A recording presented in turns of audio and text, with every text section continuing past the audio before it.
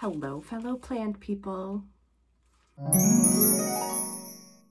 Welcome back if you're returning to my channel. And if you're new, hi, my name is Jen. I go by the Leafy Geek here, also on Instagram. I'm a plant nerd. I'm a gardening nerd. Let's be nerdy and planty. Okay. It's like 10 o'clock on a Thursday that I'm filming this, and my goodness, I have kind of a lot to catch you up on because I really skipped a week in updating you on my seed starting.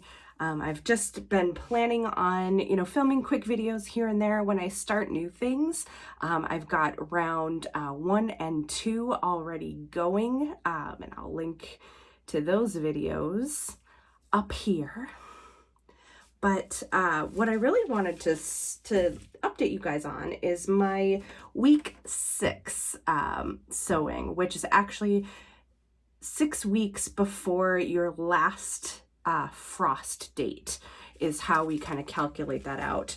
Kind of a recap, just how I am charting through some of my seed starting here. I write it on a paper calendar, and then I kind of indicate on the weekends usually what I am doing on any particular week, and I kind of follow the packet information. You get a lot of information on these seed packets that tell you kind of when to start things and how to start things. So I got to show you my week 6 plants that I've already got going over here and that are already like well on their way to becoming actual plants. But I'll show you the seeds. Okay, first up. I did a lot of herbs and flowers during this last seed starting session. So again, week 6 or 6 weeks before your last anticipated frost date, I did some lupines. And I try and get these going right around week 6 because they go out a little bit earlier than some of my other things over here. They're considered, well, I guess what I would consider, they do better in cooler weather. So I'm not going to put them out quite yet because it's still actually, we have chances of snow in the forecast. But I am going to put them out sooner than quite a few of my other crops. And so I get them started around week 6 so they can establish. And then by the time they're large enough, it's still considered, I think it's a couple of weeks ahead of our last intended frost date that I try and get those guys out, or at least outside to acclimate. So I am doing the Lupin Sunrise variety from Floret. And then I've got 2 lupins from Swallowtail Garden Seeds. I get my snapdragons from them, but I've gotten some lupins from them. I got these last year and gave them a go. And they actually all germinated this year, again, my older seeds. So the varieties are Noble Maiden and My Castle.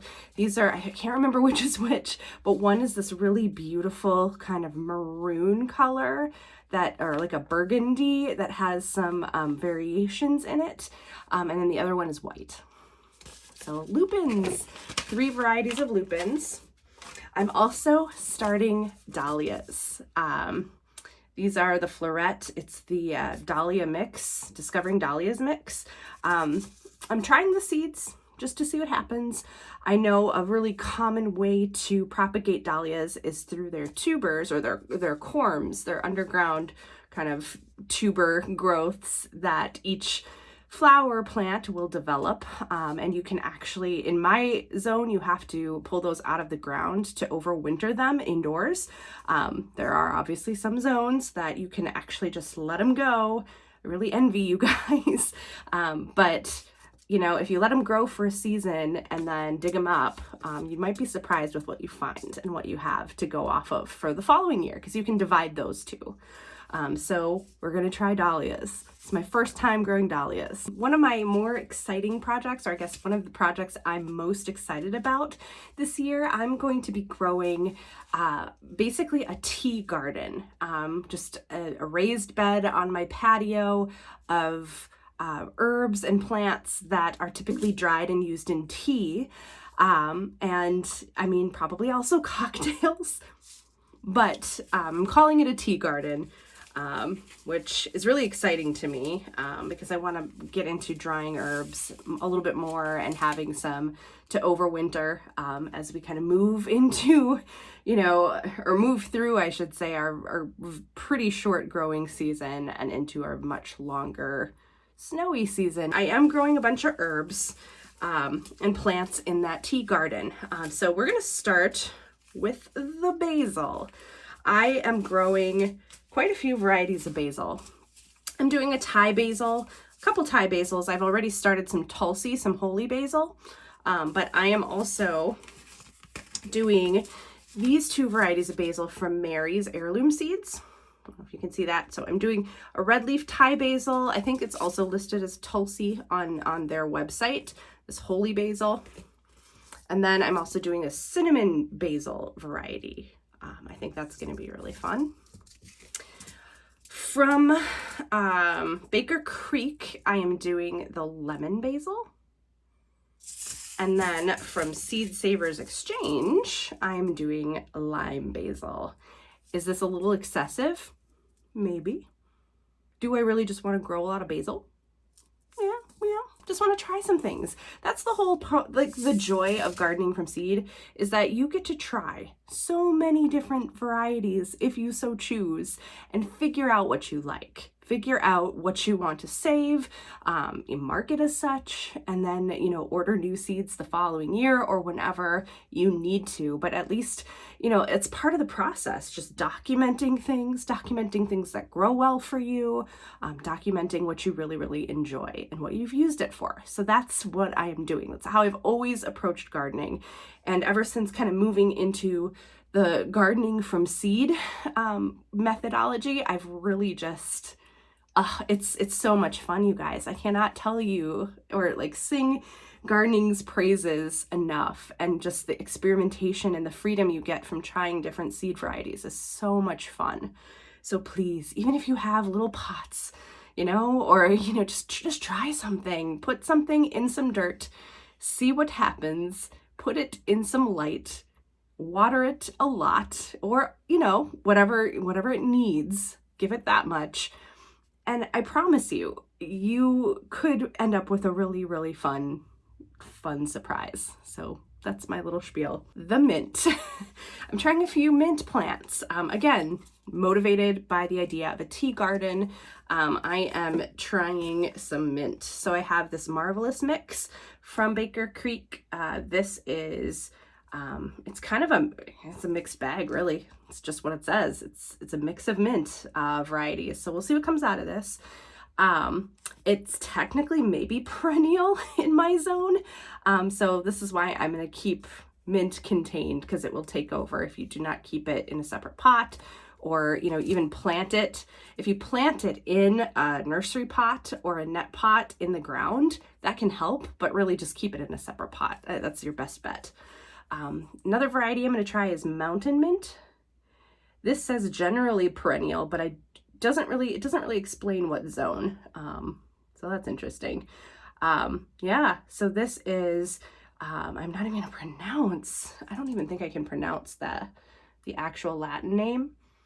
So it's not menthes, it's not like the mint that we're used to, or mentha, but it is a variety that it's called mountain mint. It's utilized for tea and for beverages. It's medicinal, I guess. And it's a good pollinator plant, so I wanted to try it. And then, what else we got going on here? Calamintha. So this, again, is claiming to be perennial in my zones 4 through 9. And it is a mint adjacent plant. It says it's cool and minty with a touch of rose, and you can brew the leaves and the flowers in tea, and it's apparently really delightful. So that's the plan for the mint. Lemon balm. So I'm doing a couple varieties of lemon balm just to see what I like. Again, I'm doing a mandarina and the limoncello. These are both, again, from Baker Creek. So again, they say they're perennial in my zone. I don't know. It's always kind of a gamble, you're almost guaranteed to have something come back if it is considered perennial or hardy to the zone that is above yours. So for example, anything that is marked as perennial to zone 4, I'm in 4B, it's kind of a toss-up. It's not guaranteed. If it was perennial to zone 3, it would have a much better chance of being able to come back the following year, just because of our maximum, or I guess minimum, technically our minimum temperatures in the winter, and how low that temp gets. But I'm gonna try lemon balm again, just to see if I like it, and brew it in tea and which flavors I like best. One more tea plant that I'm going to do is hibiscus. So this is, it's a zinger hibiscus. It's a tea hibiscus. So I'm excited about this. This is obviously not perennial in my zone. This is very, very, it needs to be close to the equator, I feel like, to do its perennial business. After the flowers bloom, you can harvest the calyxes, or what's left once the blooms are spent. And those are basically what you can use for tea. You can dry those and then use them for tea, and you can store them. So that's what I'm going to try and do with this plant. I'm going to get really pretty flowers for a little while, and then I'm going to get tea out of this. I started some sweet marjoram, again, as a plant, an herb I can use in cooking, maybe in tea, we'll see. I've never had marjoram in tea. I guess I'll have to kind of see what this flavor is like. What does it even say? Not much on these packets as far as like descriptives, but it's all on the website for Mary's Heirloom Seeds. You can find more information about these varieties on their website. And then I ended up getting some fennel. I was out of fennel, I realized, and so I ordered a new packet from Renee's Garden. That's where that hibiscus was also from.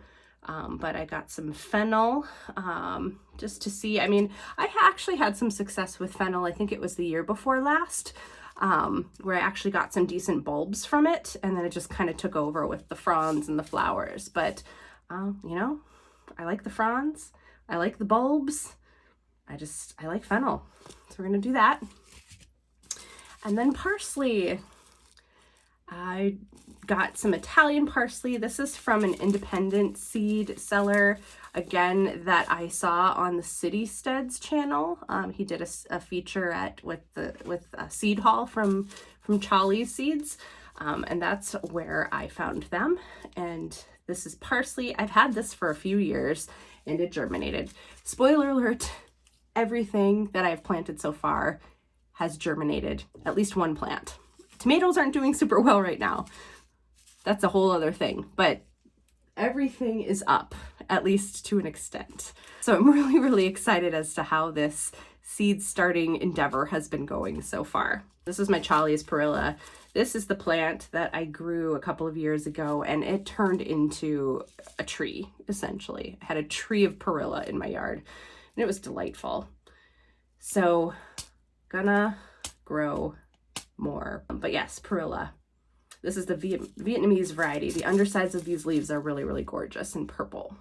That was essentially my full 6-week seed starting kind of group.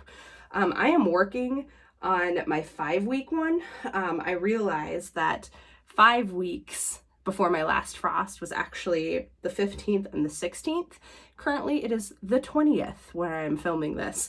So I am a bit behind, but the flowers and the herbs that I'm going to be starting at the 4-week mark are basically flowers and herbs that can start around that time. And we're already sitting in a position to have sort of a late spring, late summer anyway, just because of the temps and what's been going on with the weather here. It's not like I would be getting things out on the time frame that I'm really kind of thinking that, you know, I would have, were it a quote unquote normal spring for us. This hasn't been anything but normal this spring. Colder temps from previous years, and then yeah, just some really weird weather.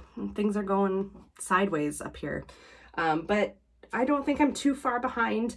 I have some additional flowers and herbs that I'm going to be starting this weekend that just kind of segue right into, you know, what the week 4 mark, you know, would look like. So I'm within kind of where I should be, I think.